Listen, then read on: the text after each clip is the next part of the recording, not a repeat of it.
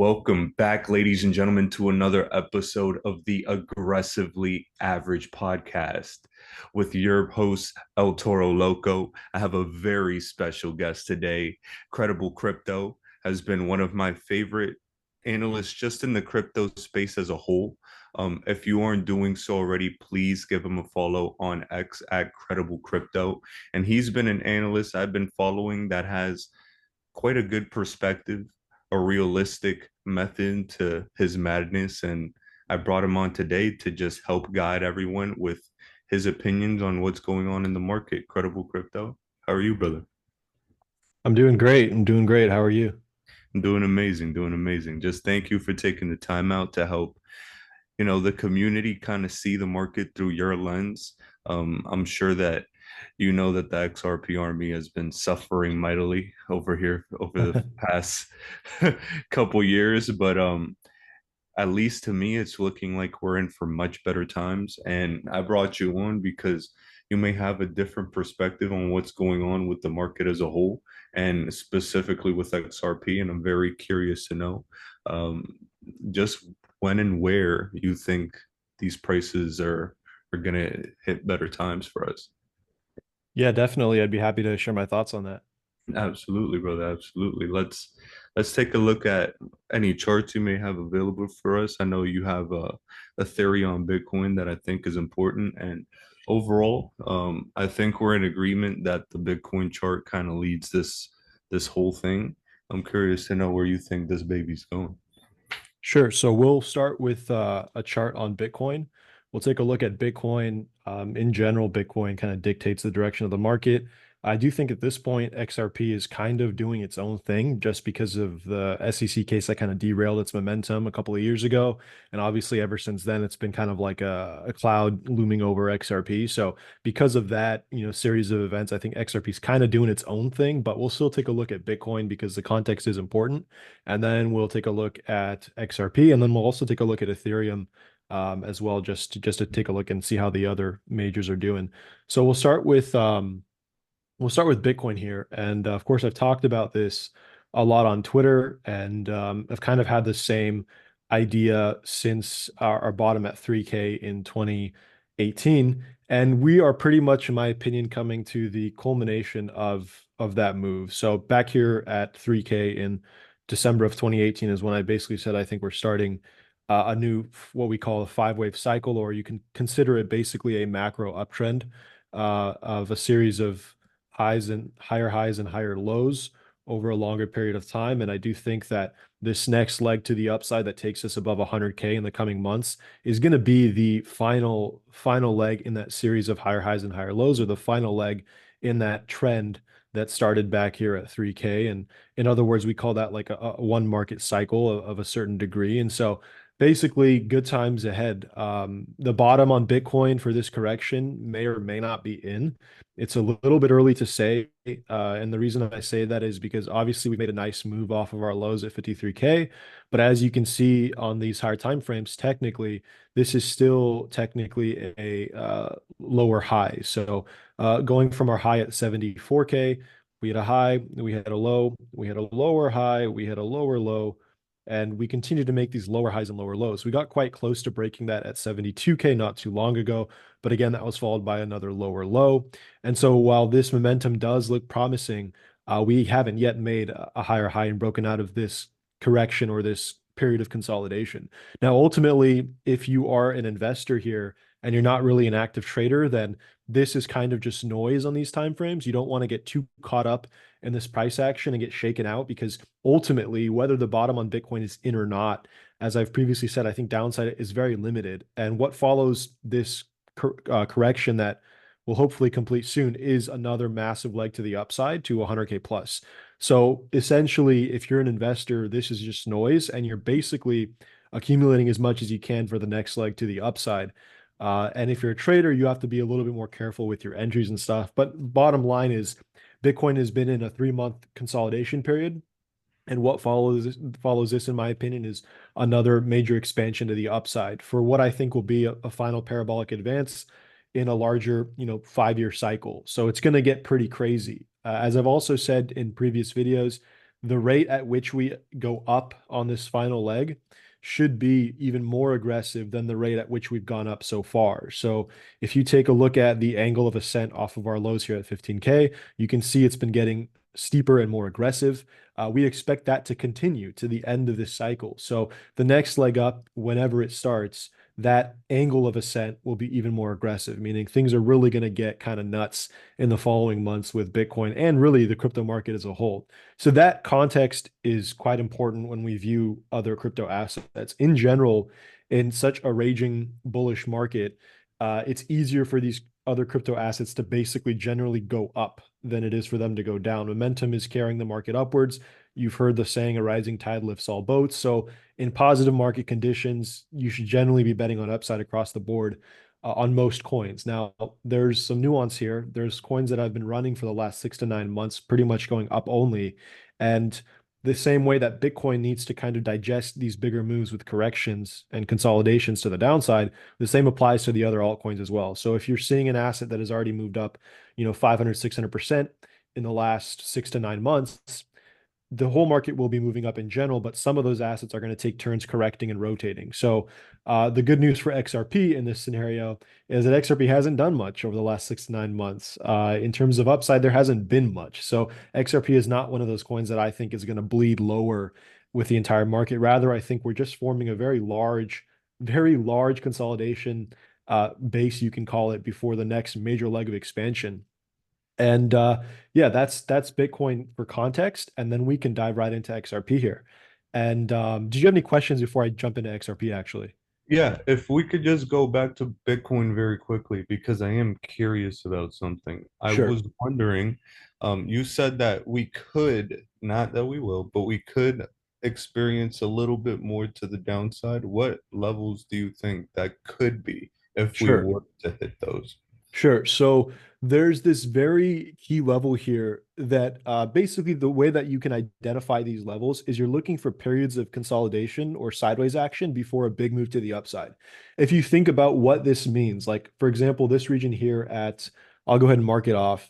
We'll go ahead and mark this off here, right here, this little cluster of consolidation here at around 50K-ish, 50 to 53K. If you think about what this means, you had a period of consolidation, which basically means if you think about it from a market perspective, you have buyers and sellers here that are fighting over the direction of the market, right? You have sellers that are capping price to the upside at the highs of this little consolidation. You have buyers that are lifting price at the bottom of this consolidation. So you have a battle here, a supply and demand battle between buyers and sellers. And ultimately, the direction that we break in is the direction that is determined to be the winner. So in this case, buyers outweigh the sellers and we break out very aggressively. And this period of consolidation is basically like, imagine if you're a seller here, right? You were selling Bitcoin at 52K because you thought, hey, we're going to dump, right? So if you're actively aggressively selling here because you think that we've hit a local top, and then we see a massive breakout, right, to the upside. All of a sudden, you realize, damn, I made the wrong decision. I sold thinking we're going down. Instead, we're going up. So imagine everyone that was selling at these levels, all the sellers that were keeping price down here. When we broke out, now they're basically offsides, right? They've sold their Bitcoin at 52K. Bitcoin has erupted up to 70K. Now they're like, dang it, I made the wrong move. When price returns to this region, when it returns to this green area, all those sellers who previously sold thinking the top was in, they're now looking to get back in because we sold our Bitcoin at 52K. Clearly, we're headed higher. Well, let me see if I can get back in at the same price that I sold at. So that kind of automatically forms an area of demand or support in this region from those sellers that are now offsides that are looking to get back in the market.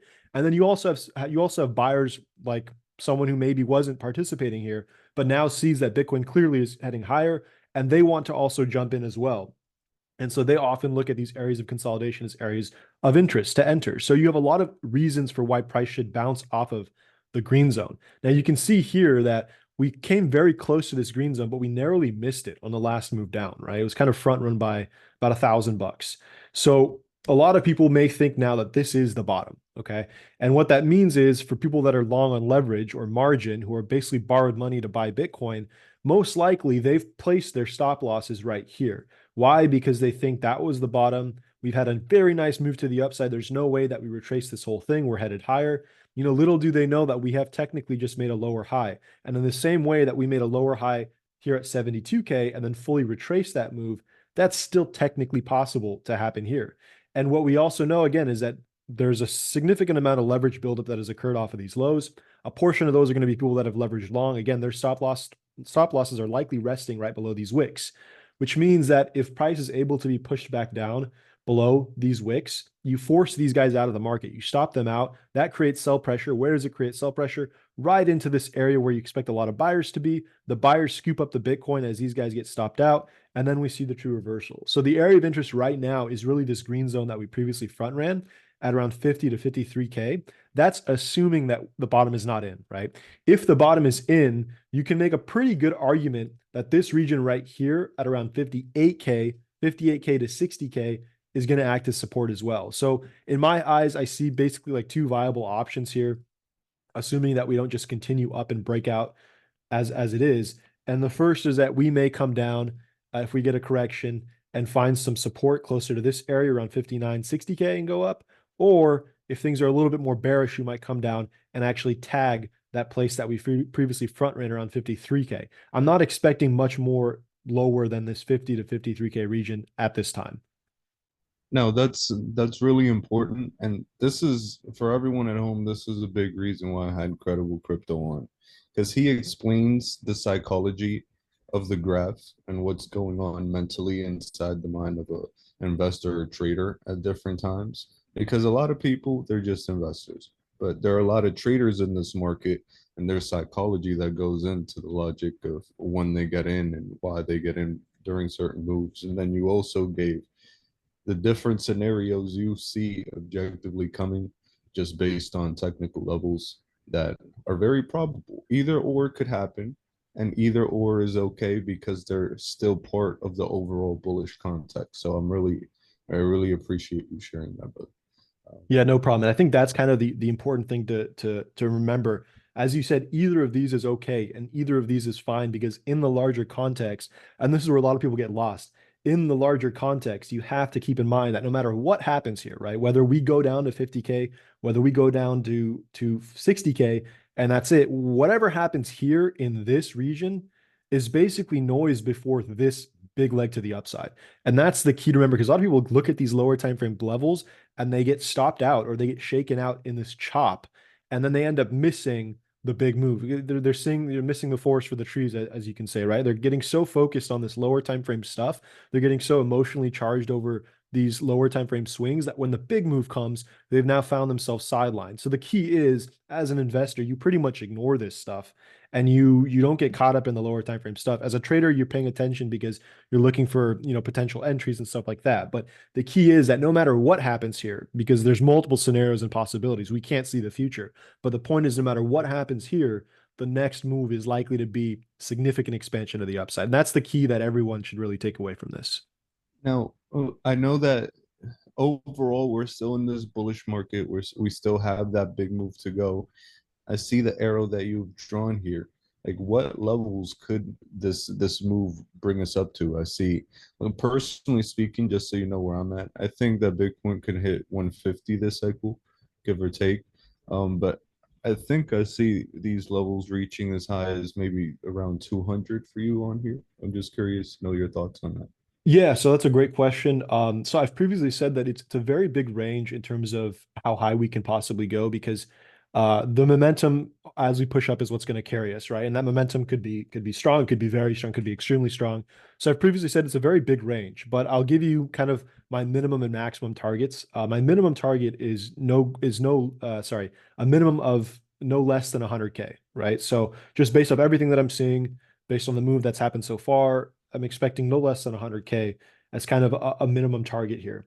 In terms of a maximum, again, it's a very big range, but absolutely no higher, in my opinion, than 300K. And realistically, I don't think that will come very close to 300K. That's an absolute max. And I explained actually the logic behind uh, these targets back in 2019. I tweeted about it, a little thread, and in that thread, I said specifically no higher than 300K, somewhere above 100K. And my idea on that hasn't changed in the last 5 years. That idea was based on basically percent of ROI from the initial inception of Bitcoin through the cycles. And so this lower time frame price section that we've seen hasn't changed that, and it shouldn't have changed that. So that idea remains the same. Realistically, like you said, I think 150K is like a nice number. I've previously told people that with markets like this, those big round numbers are kind of like magnets. And if you're going to take Absolutely. profit, where are you going to take profit? Some people are going to take profit at 100K because that's a big round, juicy number. If we get past 100K and we start pushing 110, 120, what are you looking at next? You're looking at 150, right? Then you're looking at 200. So those big round numbers are kind of like logical profit taking areas at a time where we've never been this high. People will eye up those levels to start taking profits. So 100K minimum, 150K realistic. I would say somewhere around 150K, give or take tens of thousands, right? But absolutely no higher than 300. And realistically, I don't even think we probably get to 250 plus. So yeah, I would say around 150K is a good ballpark estimate. And as we get closer to that time, we can look at other factors and other data to kind of help us identify when we're coming close to that top. Absolutely. And just one more thing before we move on to the other chart is what exactly got you to those levels of between the 100 to 300K range? Like, I know you mentioned it a little bit, but are there any technical indicators that you were using that made you feel confident that this was the range that Yeah, was so I'll actually show you the logic behind the 300K top. So I'm gonna go to a chart of here you go. Okay, so I'm gonna go to this chart, which is Bitcoin's price history. It's kind of messy, so we'll try and clean it up. But Bitcoin's price history since inception, and the idea again is that over time, the ROI on these massive legs up is decreasing, right? And that's just what we should expect. Over time, Bitcoin volatility will decrease over a long enough period of time as the asset matures and there's more market participation. It'll get more stable over time. And the ROI over time will that therefore decrease as well from bottom to top. So I'm just going to try and clean up this chart real quick, and then we'll jump right into it. So the logic behind the 300K being the absolute max is pretty straightforward and pretty simple. And that logic is that in our last cycle, which actually started back here in 2015, from 2015 to 2017, we had a run of about we went about 126x to the upside, right? I think if we go, let's just go from here. We had about 10,270%, or that's about 102x to the upside, right? For this last cycle. The cycle prior to that, we went up 600x, or if you take it from these lows, and there's different arguments as to why you may or may not be able to do this, but the point remains that over time, these cycles decrease in size, right? Over here, this was 1,255x if you take it as an individual leg up.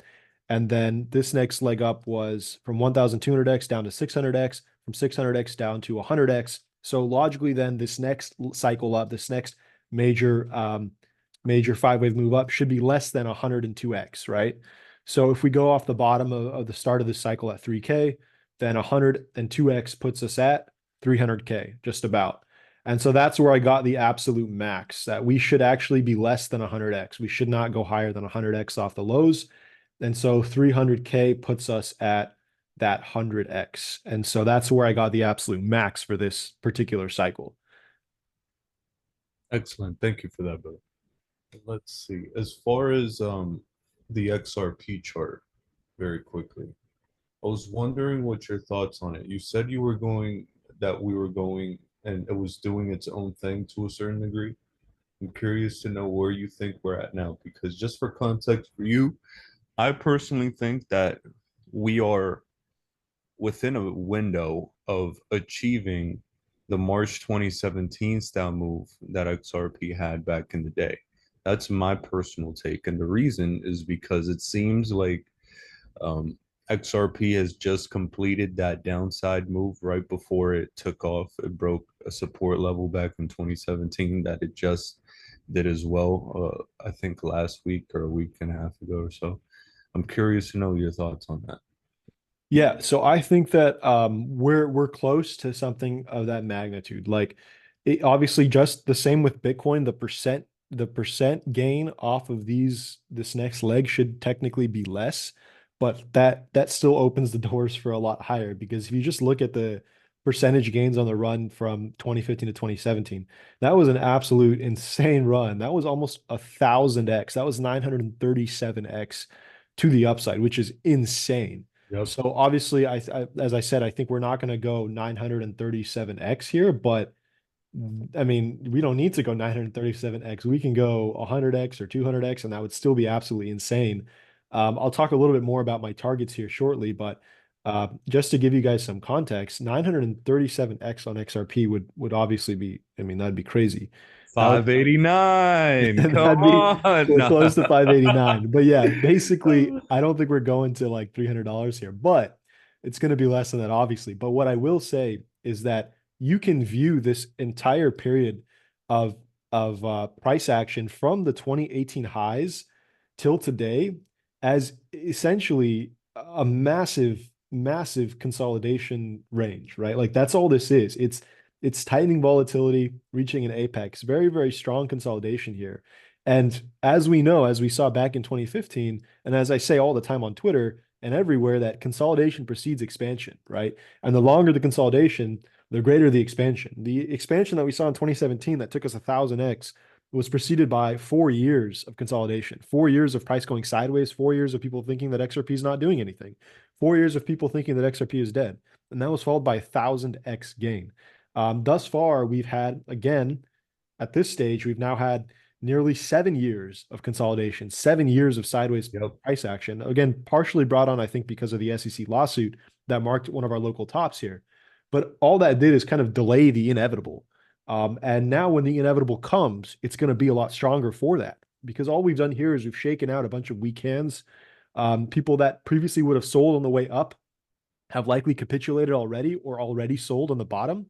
At this point, if you're holding XRP, there's no reason for you to be doing that unless you truly believe in the protocol. At this point, if you're still holding XRP, you're not selling anytime soon, because if you had any doubts about XRP, you would have sold months ago because it's been crawling for the last 7 years, right?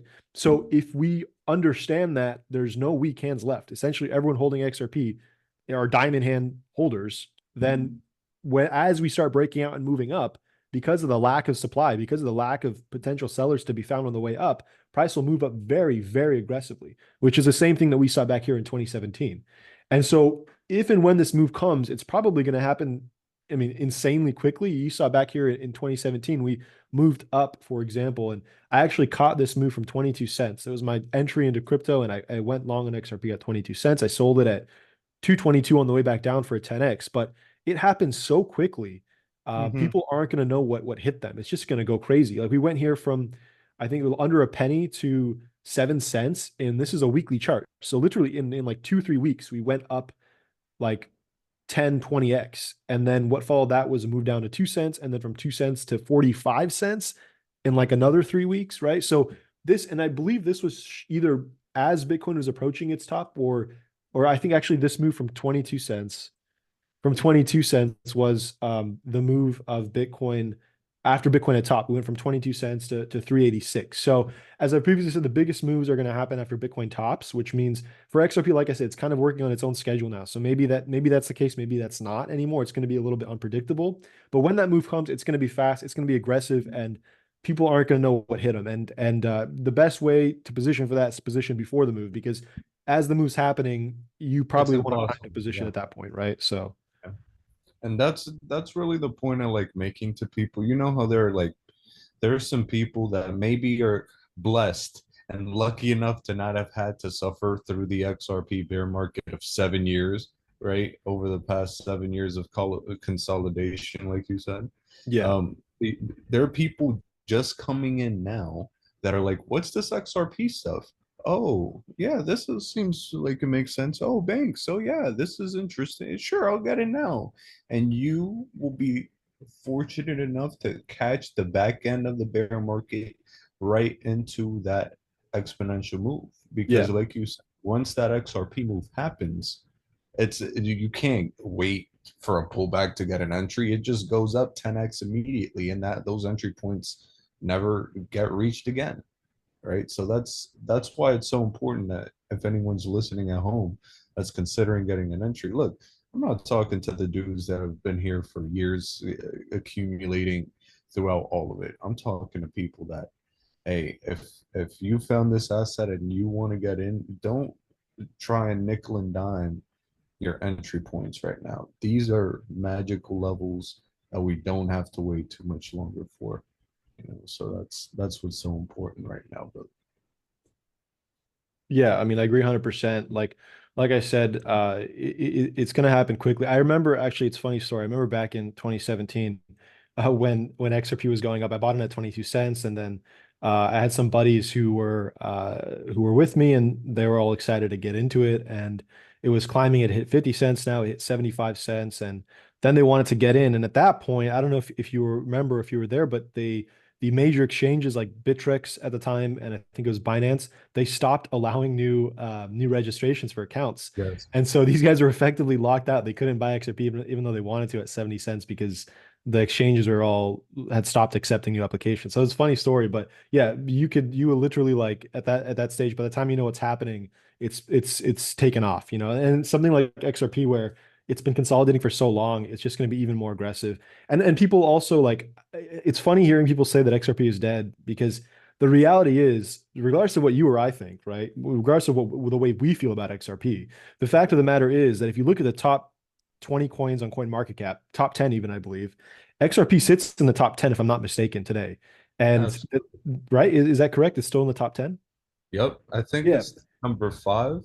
Yeah, so like regardless of what you or I think or anyone else thinks, the fact of the matter is XRP remains to this day a top five cryptocurrency by market cap. That means that you can't argue this point. There is demand for XRP, period. It would not be a top five coin if there was no demand for it, right? The fact that it remains one of the five biggest cryptos in the space means definitively that there is tremendous demand for the coin. Like another coin is Cardano. I'm not personally a big fan of Cardano, but I don't care what I think about it. The fact of the matter is, it remains a top 10 cryptocurrency, I believe, today, which means that there is clearly demand for it, regardless of the way that I feel about it. And so people that say that XRP is dead, or that it's no one cares about it, or that who's holding XRP, like a lot of people are holding it. There is a reason it's a top five coin right now. It cannot maintain that position if there's no demand, right? If there was no demand for XRP, the price would be lower and the market cap would be lower. The fact that the market cap sits up there tells us unequivocally that there is tremendous demand for the asset. So at this point, it's simply a rotation of those that don't believe or that have gotten impatient waiting, selling their coins in the hands of those that are patient and that those that can wait. And when XRP does take off, obviously the minimum target is new highs at 365, but realistically, double digits should be a piece of cake. I mean, and I've said for a while, I'm targeting 10 plus, 20 to $30 ideally. And people also look at that with some skepticism and say, how can we get to 20 to $30?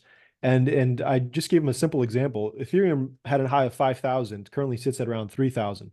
If you think that Ethereum can go to $10,000, which is just a 2x off its old high, which I think is going to happen no problem, that market cap, if you translate that to XRP with the current circulating supply, that should put us, I can't remember where exactly, it's definitely above $10. And back when I made the comparison, it put us, I think, 20 plus. I don't know if, I know the supply has changed recently over time, so that may have changed. But the point is that a $20 XRP is really not that crazy of an idea. It's a top five market cap coin. It has been since literally inception. And even Ethereum going to 10,000 is the equivalent of XRP hitting more than double digits. So if you're saying that 10 plus dollar XRP is ridiculous, then you're not really looking at things objectively. It's more an argument of people that are biased because for whatever reason they hate XRP. And I don't really know why, but yeah, it's looking at these targets realistically, double digits easy. So that's kind of, we're sitting at 60 cents, right? So that kind of tells us how much upside potential there is for this asset that, number one, is at this point the only other asset besides Bitcoin that has regulatory clarity, but that will Hmm. likely soon settle a massive case and potentially go public. Like there's gonna be a lot of attention on XRP in the coming months, right? So I think the future is bright. It's just a matter of having the patience to hold. And again, if you're an investor, then you should have that patience. If you're a trader, then I understand kind of feeling like there's opportunity costs and you want to move to something else that's moving. And for experienced professional traders, opportunity costs really shouldn't be an issue because we have access to leverage and margin. And when used responsibly and when you know how to use that, opportunity cost kind of doesn't exist because you can extend your limited capital and make it worth multiples of that if needed. But for those who are investing, it's a game of patience. And you just have to remember that the longer this consolidation takes place, the more aggressive the expansion will be when it comes. Absolutely. And I can't stress that enough. And you know what's actually fascinating is that I was just talking about on my channel the other day of how if we pull the March 2017 move that we did back in 2017, we would likely get around the $26 mark. So it's interesting that you said you're looking at that 20 to $30 range as well, because we literally just pinpointed the $26 mark as a very realistic level if we repeat that 2017 style move. And that's not considering the back half of the bull run move that happened in July 2018, because a lot of people think that's like, oh no, it's probably very unlikely that happens. And if that were to occur, I think we could get as high as 80, $90, right? If that move were to occur. But we're not looking at that at the moment. If we just repeat the 2017 March move, it would get us to that $26 range. And that's something that I think is not only realistic, but more and more probable. I mean, we haven't reached all-time highs in 7 years, guys. This isn't even, and like you said, you brought up the market cap of Ethereum. Well, XRP is the only crypto that has passed Ethereum in market cap during a bull market ever, Yep, right? yep. So it's already happened historically, and I wouldn't be surprised if it happens again, even just momentarily this time around. So guys, I know how much denial and how beaten to death the XRP army is, but we're about to have our moment in the sun, and I think peak capitulation has happened, and it's important to get that around your heads. Yeah, and I also find it's funny because back in the day we used to always hear like XRP is the banker's coin, it's evil. And if you look at today, well, we have ETFs of both Bitcoin and Ethereum allowing I'm allowing glad. institutions I'm to buy glad. up the Yeah, supply, right? I'm So glad it's you like brought that up. it's like it's just this if people like to find people like love to hate, right? So they find all these excuses to vilify XRP and Ripple, and it's a lot of it is just nonsense because the reality, I mean, you know what's even funnier is that as soon as this lawsuit gets settled, and we know that Ripple is planning an IPO, what do you think is going to be the next ETF? I mean, XRP is in line for being Absolutely. the next major ETF, and so all these when that happens, I better not be hearing it's a banker's coin because it's just following Bitcoin and Ethereum's lead. And if you think that Bitcoin and Ethereum are benefiting from their respective ETFs, then you better believe that XRP will benefit from its ETF. And I mean, it's the most logical, choice for what comes next. The only thing stopping it is this lawsuit. So once that's settled, I mean, you have so many potential catalysts for XRP. You have a potential IPO on Ripple's end. You have potential ETFs coming. It just makes so much sense any way you look at it. And then you consider again that we've been consolidating for 7 years and the supply is probably so constricted into these diamond hand holders that, I mean, it's just a recipe for a massive, massive expansion, any way you look at it. And I'm glad you brought that up, because as much as the ideologues in the Bitcoin maxi community want to argue about decentralization and bankers coin and all that, the moment they could bend over backwards for BlackRock, they did it immediately. If it pumped their bags, they did it immediately. They don't care. Idealism out the window. Ideally, price go higher. That is what they wanted. And you're right. It's like the arguments against XRP are purely emotional based. There's not grounded. I don't know how you can be emotional over a technology.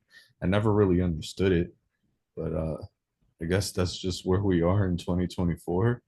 I guess Yeah, a it's lot of tribalism and like XRP having flipped Ethereum, being the only coin aside from Bitcoin, obviously, that has ever flipped Ethereum, that tribalism shows up and it becomes a competition. It's like, well, XRP's this, XRP's that. It's like it's silly. It's really silly, but you have Bitcoin maxis, you have Ethereum maxis. Of course, there are some XRP maxis, but that sort of tribalism, I don't think benefits anyone in any way. It just leads to emotionally charged arguments and it's really silly. So I think that's where a lot of the hate towards XRP comes. It's like, oh, XRP flipped Ethereum. Then you have people saying XRP is better than Ethereum. Then you have the Ethereum guys saying XRP is trash. It's garbage. It's never going to do that again. It just becomes like this unnecessary, clash of different, beliefs and values. And in this space, I think at the end of the day, we're all trying to benefit. We're trying to make some money. We're looking for those assets that we believe in, And there's going to be more than one winner at the end of the day. So I think that's important to remember. And again, try to stay as non-emotionally charged as possible, because that typically doesn't lead to positive outcomes at the end of the day. Absolutely, absolutely. And that, my friends, is why I had Credible Crypto on. It's pure logic.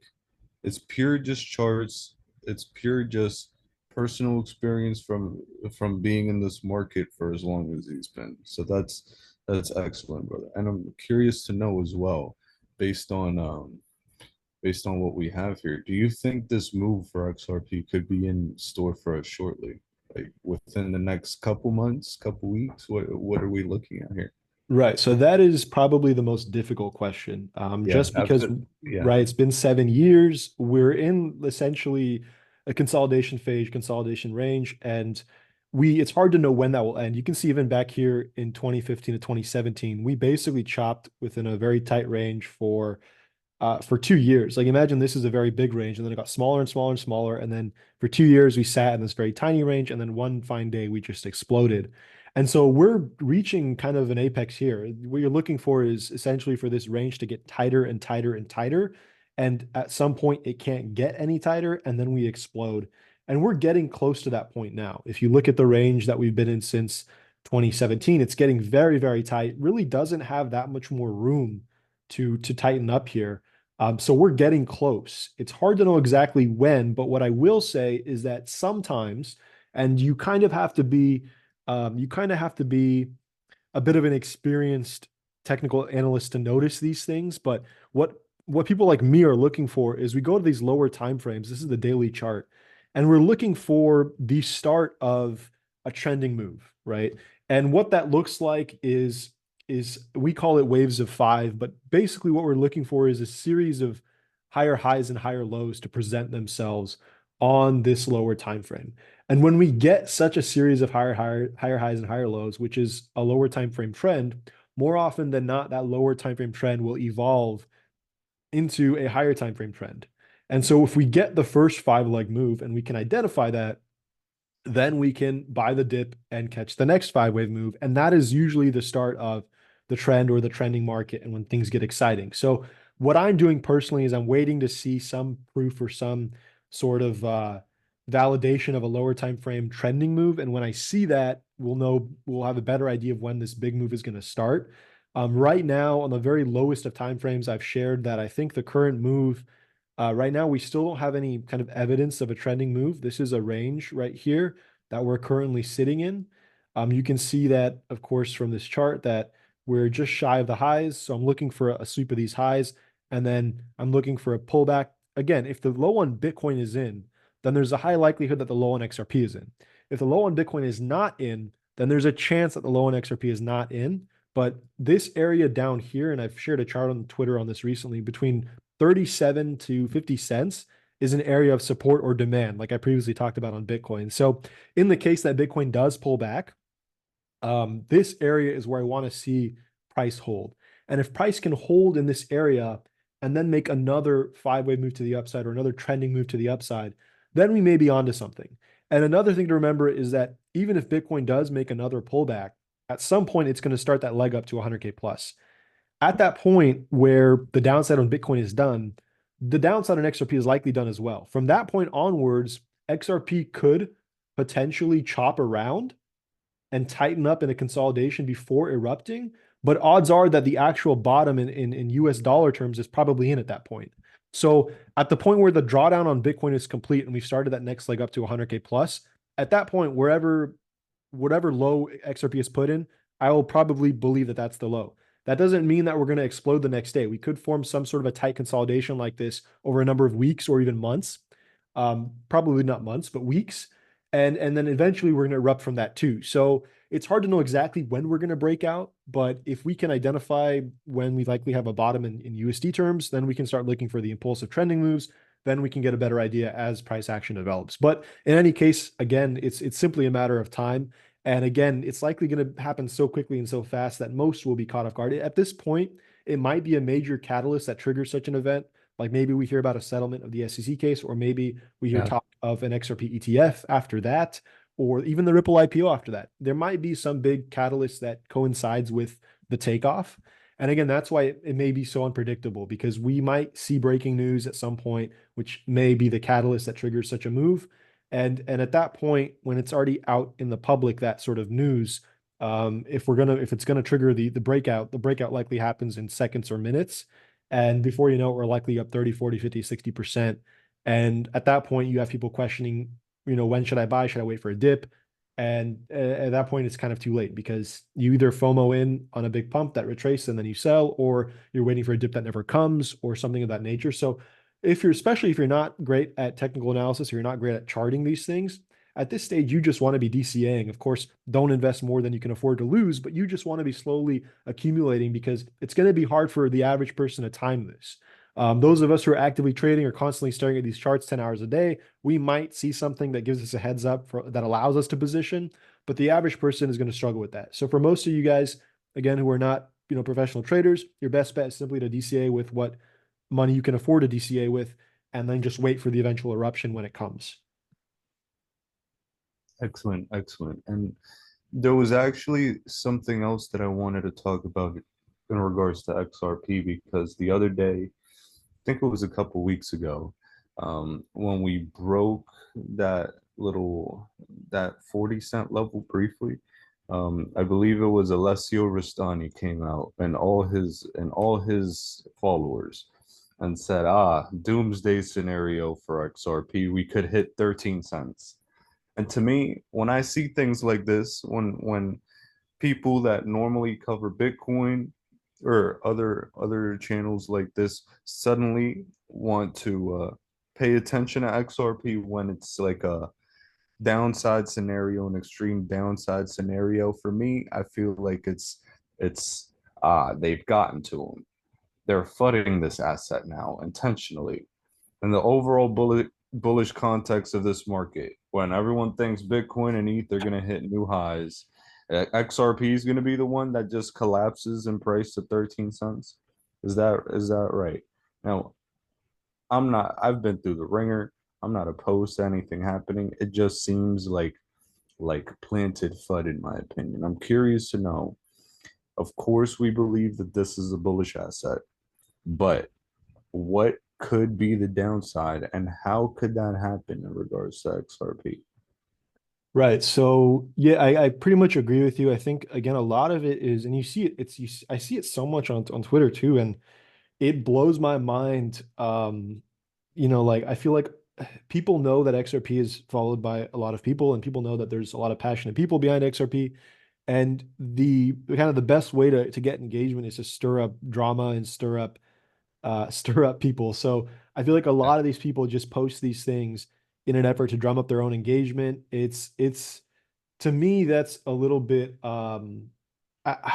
it's almost speaks to their work. If you need to target specific coins and basically, excuse my language for lack of a better word, shit talk them just to get engagement, it kind of tells me that your work can't necessarily stand on its own merit. I have never had to down talk crypto assets that I don't care for. I just don't talk about them, right? So like I've used Cardano in the past just because I'm not necessarily a big fan of it. Again, nothing against Cardano holders. It's just not my cup of tea for whatever reason. But you don't find me constantly dragging on Cardano and talking about how, it's a worthless coin or anything like that. Not saying I would necessarily believe that. I haven't done significant research, but there's just no need for that. And so when I see that from people talking about those types of things, it just screams to me that they're looking for attention. And of course, there's a very passionate community behind XRP, so often they get that attention, and that just kind of reinforces that idea that they can get attention when they down talk it. So yeah, I don't see any logical merit, or it doesn't make any sense to me to see 13 cent XRP. But if you really want to know a situation in which that happens, it would be a meltdown on Bitcoin, right? So to some extent, Bitcoin kind of dictates the direction of the market. And so if Bitcoin were to have melted down from here, down to 30, 20K, well, then yeah, we're probably going to see downwards price action across the board, and XRP will not be immune to that, right? It may not see as much downwards price action because it hasn't pumped as much as many other coins. But in that scenario, we get some drawdown. Do I think that again, in the context of Bitcoin with where it's at, there's no way I see that happening, right? Bitcoin, I think, is headed to 100K plus. I think downside is extremely limited. For XRP to fall down to 13 cents from here makes absolutely no sense to me whatsoever, like in any way, shape, or form.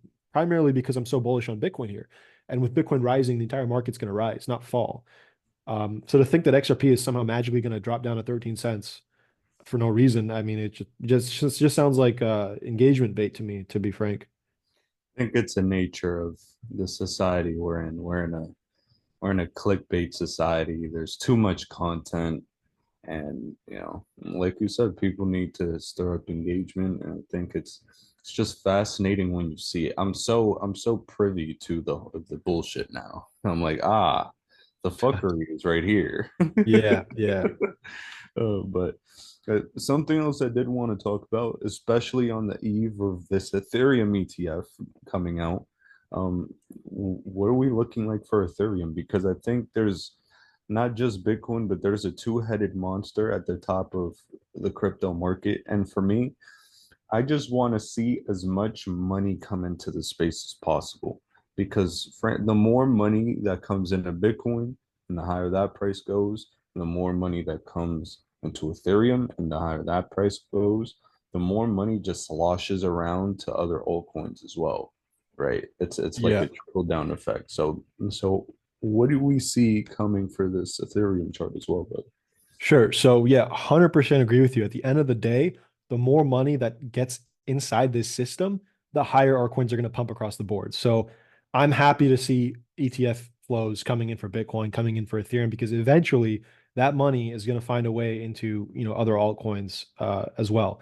And so yeah, that point is 100% true. We'll take a look at Ethereum here. Obviously, Ethereum currently being second behind Bitcoin. So Ethereum, in the same way that I think Bitcoin's headed to 100K plus, I think Ethereum's generally heading significantly higher. We're currently trading at 3,500 after hitting a high of 4,900. I think Ethereum hits 10K plus easy this cycle.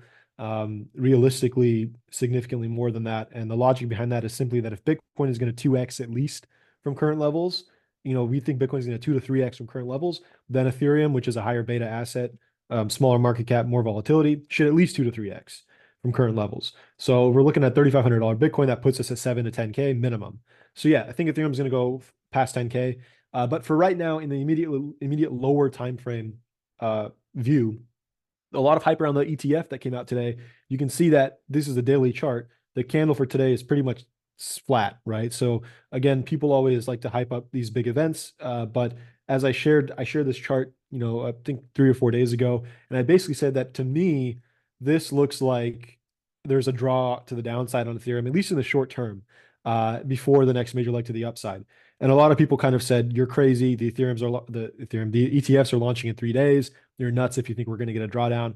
Well, today is the day. Ethereum ETFs have launched. Price has done literally nothing. So kind of reinforces the idea that, ignore the news, focus on the charts. And again, I still think that based on technicals, at least, this makes the most sense for a drawdown to sub 2,800 before we get the true rally to the upside that basically sends us up to new all-time highs. Now, again, this sort of scenario really only comes into play if Bitcoin pulls back as well. I don't really expect what would be let me see, I think this is like how big of a correction is this? This is a 20% drop. I don't expect a 20% drop in Ethereum with Bitcoin pumping from here, right? If Bitcoin's pumping like mad, it's going to drag everything up with it. So this sort of a 20% correction on Ethereum only occurs if we get at least a 10% correction on Bitcoin from current levels. And that's kind of where I'm a little bit cautious on Bitcoin, because as I showed you guys earlier on the Bitcoin chart, we have a lower high right now, and we could certainly get a pullback around 60K. That's a 10% pullback. And a 10% pullback on Bitcoin is enough to send Ethereum back down a little bit more than that, maybe 15, maybe 20%. And that's where we get this area here. Again, just like I shared with you guys on Bitcoin about the 50 to 53K region, Ethereum has a similar region here between 2,200 to 2,700. Now, I don't think we're going to go all the way down to 2,200, but I think that tapping 2,700 is certainly reasonable from current levels, especially if Bitcoin pulls back at least 10% or so. And so we have all these equal lows. Again, this is where you'd expect a lot of stop losses to be placed with people that have longed Ethereum on leverage, probably longing it in anticipation of today's ETF, thinking that when the ETF launches, Ethereum price is going to skyrocket. So a bunch of people potentially borrowing money, longing Ethereum on leverage, Where are they going to put their stop losses? At these lows, because, well, the bottom must be, and the ETF is coming. We're going to shoot up. There's no way that we get back to these lows. I'm going to place my stop loss there. So where do we naturally head? We head to the lows to stop them out, force a liquidity, force them to sell. And then again, you have this area of demand, pretty big area of demand, where you expect buyers to step in. So once again, we have a nice setup here for a move back down to 2,800, 2,700. And when we get that, we've taken the liquidity to the downside. Again, we expect buyers to step in this green region here. Then I expect the real shot up to new highs above 4,000 and likely to new highs above 4,900. So that is kind of my outlook on Ethereum here in kind of the short to mid time frame. Excellent. And you know what's so interesting is that part of the ETF news coming with Bitcoin. What we saw immediately after that ETF getting approved, that was a sell the news event. However, after that news was sold, we did end up going to new all-time highs. So if we do see this overall context for Bitcoin continue to be fairly healthy and maybe continue to go on for an uptrend, ladies and gentlemen, the reason I have Cred here is so that he gives you the scenarios and where the prices could go in those different scenarios. Dude, do you ever get like those people that are in your comments that are like, dude, you said we're gonna hit this price, and you said this, and in reality, you gave like 2 different or 3 different scenarios of what could happen, and you're adaptable in your analysis, and then whichever one plays out, you adapt to it, and those people try and call you out for no reason, really, because you covered your bases and you gave people each scenario. I find myself discussing things like that frequently.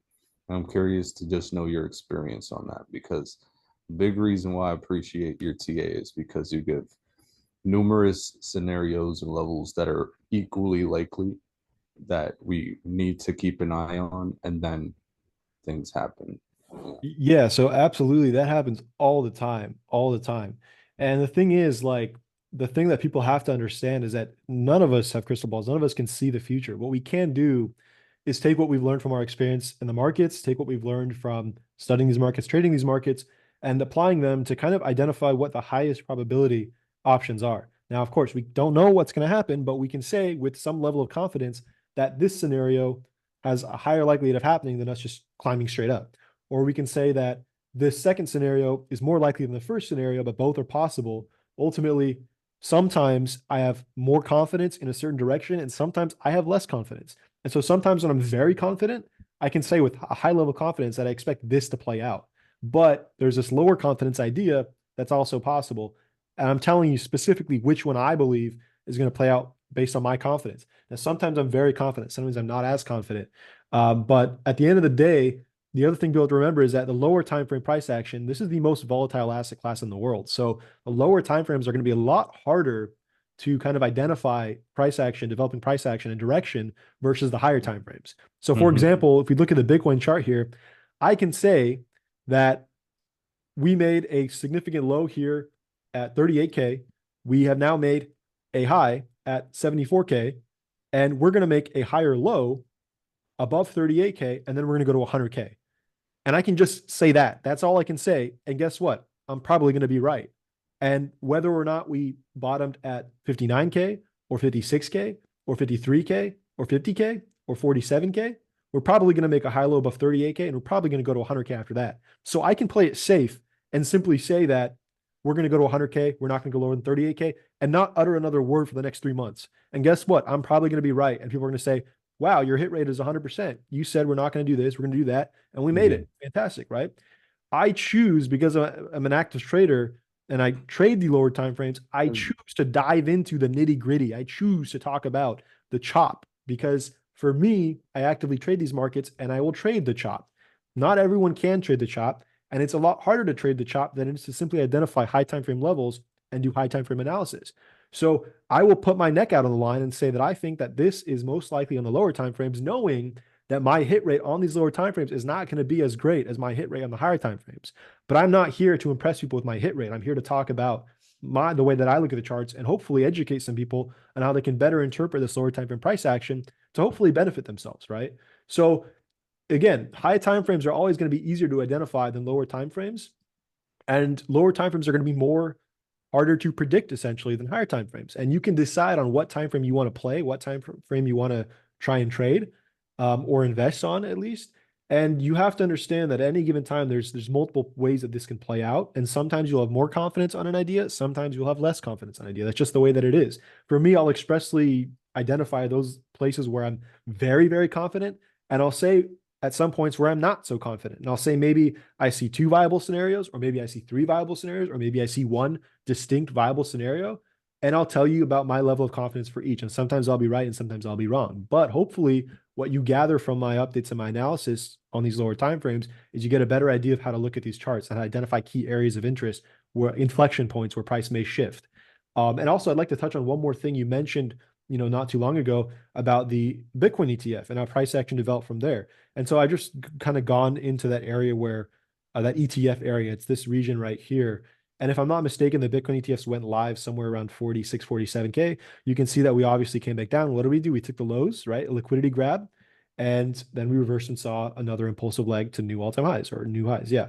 So again, the same thing with Ethereum today is just that it's just that, right? It's exactly what we saw in Bitcoin. Basically, we have a logical liquidity area here. All I'm saying is that a drawdown to take that liquidity and then mark up. And again, that's what we saw in Bitcoin. It shouldn't be so hard to imagine something like that happening. But again, people get locked into those emotions, those emotional biases, and start thinking that something like this is impossible. And really, it's a very logical conclusion to make from current levels based on the price action that we're seeing. So yeah. No, absolutely, brother. And that's so important.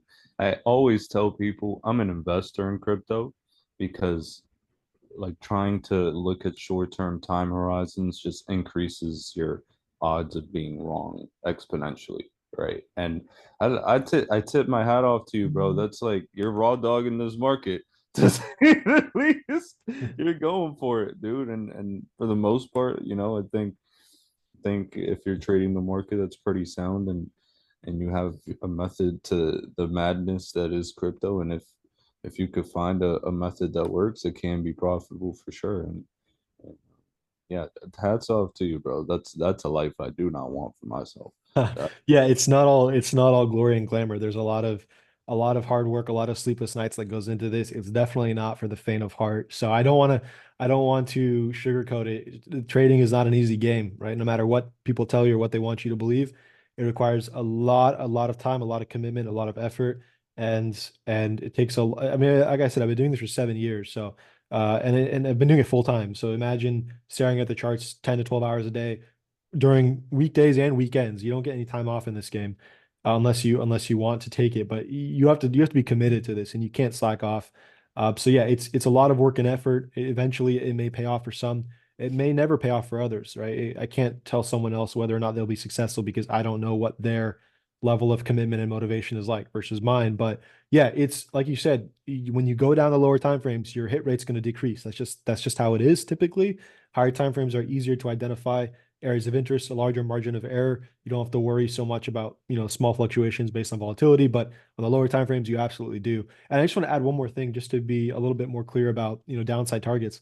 Like I said, Bitcoin, the low may or may not be in. We don't really know that yet. But for Ethereum, I'm quite confident that low is not in, right? So if and when Ethereum comes back down to 2,700, wherever this bottom is on Ethereum, wherever Bitcoin is at when Ethereum makes a lower low, I will assume that the low on Bitcoin is likely in. So for example, if Ethereum makes a lower low into 2,700, 2,800, and Bitcoin is holding a higher low, then it's very possible that the low on Bitcoin is already in and we're making a higher low on Bitcoin. But if by the time we hit, like 2,900, 3,000, Bitcoin is very close to making new lows, then Bitcoin likely makes a new low along with Ethereum. So just something to keep in mind. If Ethereum has hit this target zone and Bitcoin has not made a new low, then it's very possible that Bitcoin won't make a new low. So I just want to point that out as well. absolutely, absolutely. And thank you for that, brother.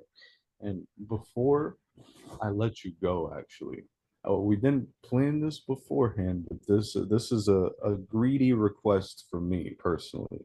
I'm I've been an H barbarian since 1.8 cents. I know that you're big on H bar as well, brother. Like, what do you see happen with my baby, my precious, my beautiful H bar, bro? Tell All me the right. story. All right. So let's take a look at H bar. Let's see here. Let me try and find a clean chart so that I can we can start fresh with this. Okay. So let me see here. Okay, so let's just start with a fresh chart here in H bar. So not the most promising price action, right? We've been kind of bleeding down here, and I know a lot of people are getting really discouraged here about the price action. Um, Again, H bar like XRP is kind of just in a massive accumulation. Let me actually go to a full chart with more price action because this one doesn't show all the price history. Let me see if I can. Oh, there it is. Okay, there you go. Beautiful. Okay. So yeah, a lot of people getting, discouraged with the kind of bleed down on Hedera here. Um, Again, the key to remember is that H bar is not showing yet trending price action, right? So we've been looking for sort of an impulse, sort of a trend to form here. We're currently still chopping about in a corrective manner. So currently still ranging, you could say consolidating, whatever you want to call it. Um, a few different ways that you can look at this. But once again, I'll just zoom out to the highest of timeframes. And once again, we'll just show you what you should be focused on here. Again, on the higher timeframes, you take the areas of consolidation that precede the big leg up, and those are areas of demand or support. And you can actually see here, I'm zoomed out to the daily chart. We had this consolidation here back in 2020. We erupted from there, went up to 50 cents. This consolidation is that same area of demand that I talk about in the other charts. And you can see here that we have very nicely dipped into it and are forming like a nice rounded bottom. Okay. So on the high time frame, this is what you want to focus on. What are we doing here? We're dipping into an area of demand. We are seeing demand come in. And I further explain this in a tweet where people were talking about the massive increase or ramp up in Hedera circulating supply. And I pointed out to them that, okay, guess what? In this time, since 2023 of January till today, the Hedera supply has increased by, I don't know, like, I don't know, 15 billion or like 10 billion or something like that. But Yeah. guess what? Price has been making higher highs. What does that mean? That means that someone is absorbing all the excess supply and price is not making lower lows. If you have a bunch of new coins entering circulation, the price is continuously making higher highs instead of lower lows, it implies that someone's buying up the new coins, right? So there's clearly demand for Hedera here. And again, it's in the area where we'd expect demand for Hedera to be. So this is just simply further consolidation before the ultimate expectation, the expansion to the upside. And so, yeah, like I said, we're not seeing on the lower time frames any sort of impulsive price action yet. We're still seeing sort of choppy corrective price action. But make no mistake, on the high time frames, what we're seeing here is accumulation, right? Is a bottom being formed. And what follows that bottom being formed, what follows that accumulation is expansion to the upside. Again, for a minimum target of the old highs of 56 cents, which is around a 10x from here, but realistically significantly higher when that expansion begins. So don't get discouraged by the low time frame price action. Kind of like XRP, Hedera is simply consolidating here. And when the move starts, again, for some people like professional traders, we may be able to identify that the start of that move, and I'll of course share when I see that. But for others, you may not be able to notice when the move actually starts. And so your focus again should be to accumulate in the green zone, right? Which is happening on a much larger scale. We don't know who the entity is that's doing this, but someone has clearly been buying a lot of H bars in the green zone because price is finding support there. In terms of downside targets on H bar for now, we can go kind of on these lower timeframes and try and identify the focal point before we saw the expansion of the upside and identify a potential dip buying opportunity. And I see that right here. This is the area that I'd be looking at for a dip buy if we get it. Again, for this to happen, we probably need a pullback on Bitcoin. So if Bitcoin's going to pull back 10+% here, that's when you're going to be looking for a dip here on H bar, because once Bitcoin's chugging up to 100K plus, H bar is probably going to move up with it. So this area that I've marked off here, which is between 4.5 to 5.2 cents, that's kind of the sweet zone. So if Bitcoin dips in the coming days, 10% or more, then look for a dip, a potential buy up here between 4.5 to 5.2 cents. We're currently at 6.8 cents. So it's not a massive drop. It's about a 20% drop if Bitcoin drops 10+%, which makes sense. And that may be our local low. Again, I think the downside on Bitcoin is limited. And if the downside on Bitcoin is limited, the downside on many alts is going to be limited, specifically those alts that haven't had major runs yet, like H bar. And so this may be one of the better buying opportunities we're going to get before we see continuation back to the upside, ultimately to 50 cents plus. Fred, I have to absolutely thank you for taking the time out. I think people just really wanted to hear from you and hear, yes, these things are going to be looking a lot better soon. And overall, like Bitcoin does lead this market, right? So with Bitcoin leading this market, I think what's important to note is that these alts, I think, will perform in terms of ROI, and overall, I don't think we have much downside left. XRP looks great in my opinion. We have the macro looking amazing, and dude, it's been a blast to hear just your thought process and everything you do that goes into just your work, man. Thank you so much. Yeah, no problem. Thank you for having me. It was a pleasure. Hey, absolutely, brother. And to everyone at home, thank you so much for tuning in. God bless everyone, and we'll see you all soon. Much love, guys.